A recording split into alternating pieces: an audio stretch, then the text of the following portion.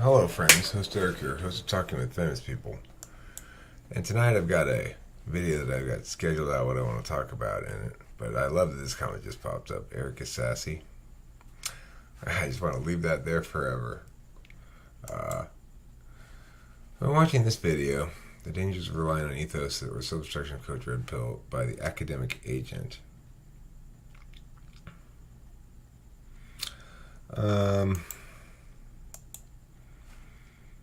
Pretty good, pretty interesting video. Very carefully done, and made me think. People often ask me which books.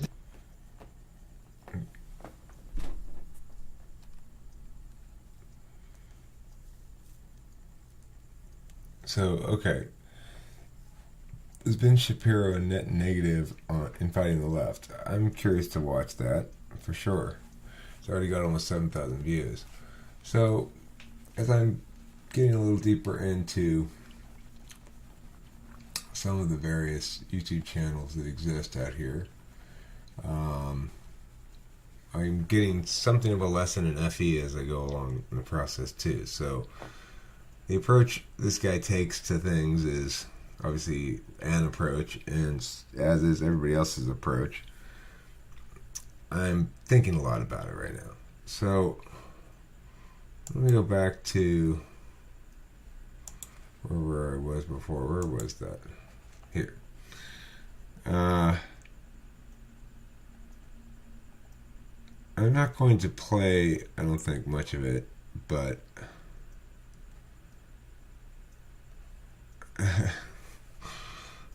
he's kind of tearing this guy apart. But it wasn't just him that I watched this evening about this subject. I also watched this other guy who I can't remember his name, but Magic the Gathering card guy.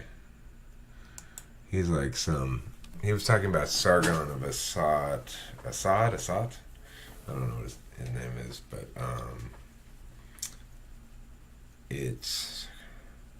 I mean, I've heard of him for a long time, but I can't remember if it's Assad or Assad or whatever. It doesn't matter.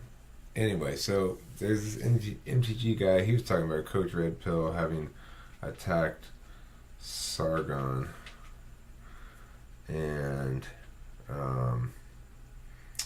he played some clips from CRP episodes that made me feel bad for the guy a little bit.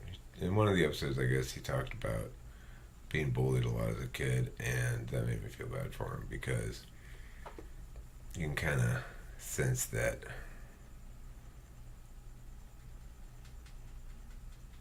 still, I guess, or something. I mean, I got bullied some too. wasn't particularly terrible, but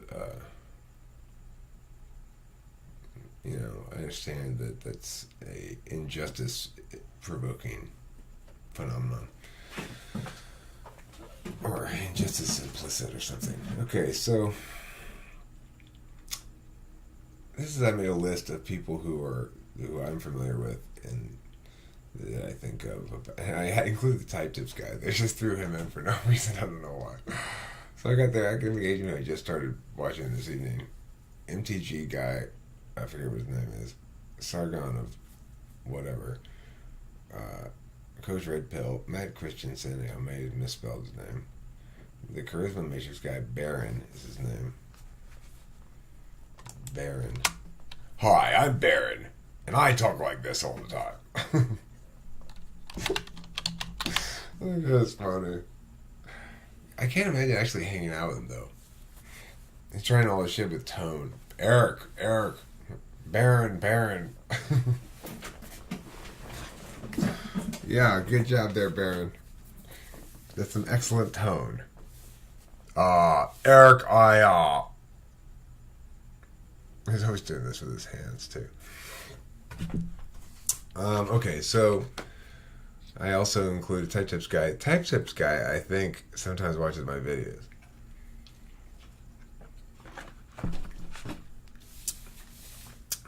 I think he's the guy who commented not that long ago saying he got a good TI explanation of something, and he comes here when he wants a good TI explanation of something in the news. I think it was about the free speech thing.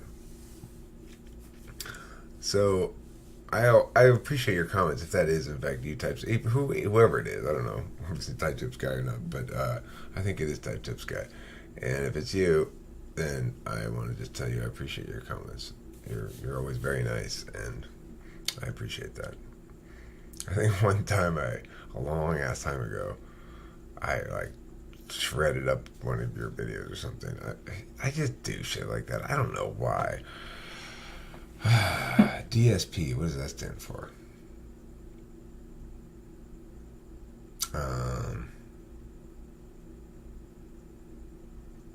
What does DSP stand for? I don't remember. I don't remember what DSP stands for. I'll try to go faster here. Can I remember it? Let's see. Hi, I'm Baron. Hey, it's Baron. Welcome to the Charisma Matrix. Listen. Welcome to the Charisma Matrix. Listen to me talk to you with a big, deep voice. I'm a big man. I've got a manly voice. I'm Baron. Welcome to the Charisma Matrix. We're going to show you how to use tone of voice to change everything in your life. That could give me thousands of subscribers right there. Okay, so who else were we talking about? DSP. What's DSP?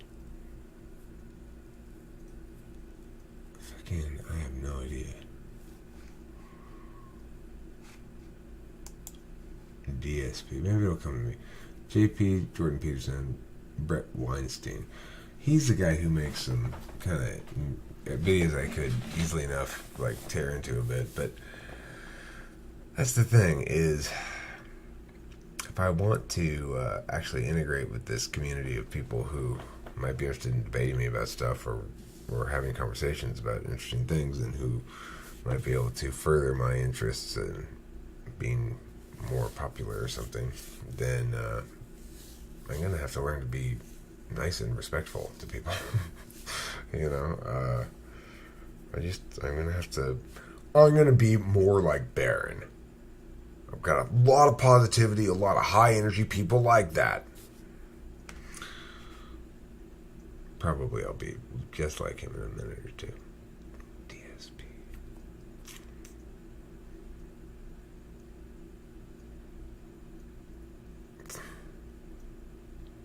I have no idea.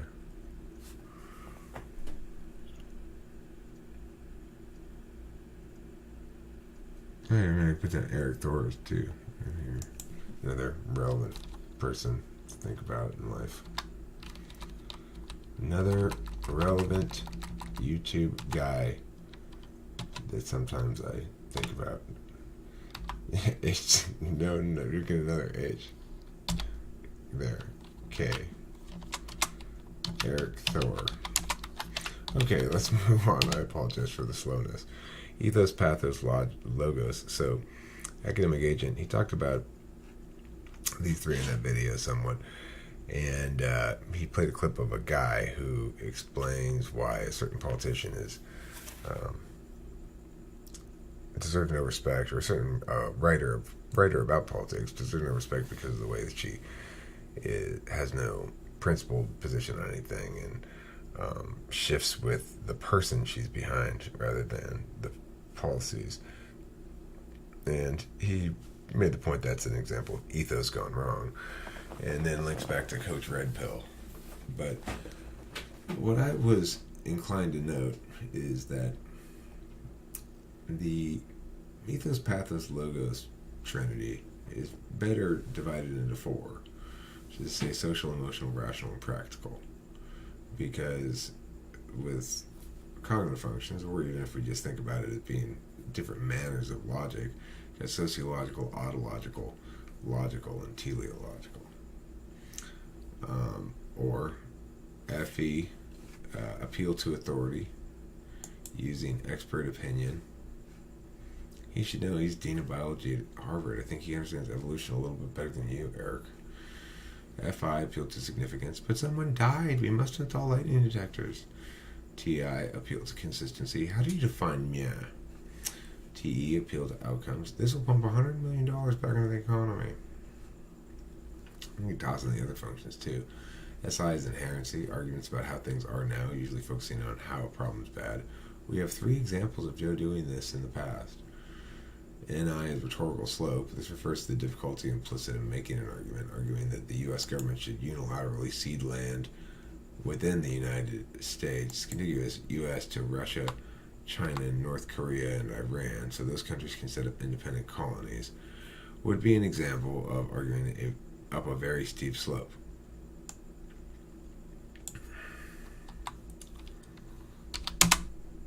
SE, contingent level impacts. Act fast. If we don't act now to cap emissions, it may be too late. NE framework. Let's discuss how we know who wins. The reason, of course, is that there are lots of practical arguments that don't pass the rationalist test, and lots of rational arguments that don't pass the practicalist test. You might call the empiricists the utilitarians as well. And they basically justify means with ends. So they're going to run afoul of logos or reason-based argumentation a lot, because that's going to run afoul of sort of axiomatic principles.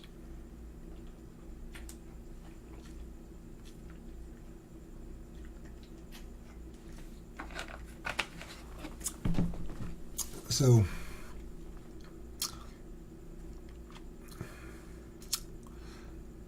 apparently there's some sort of rationalist / skeptics / alt-right community or something. It's I sort of got that sense from listening to MTG Guy and also somebody else.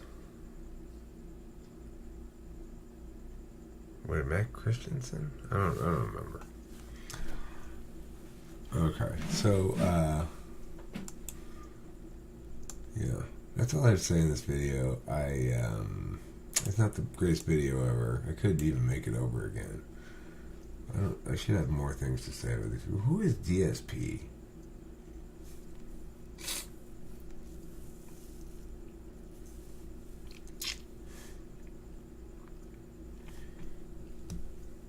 Oh, Deep Superpowers. That's why I put him on a Type Tips guide.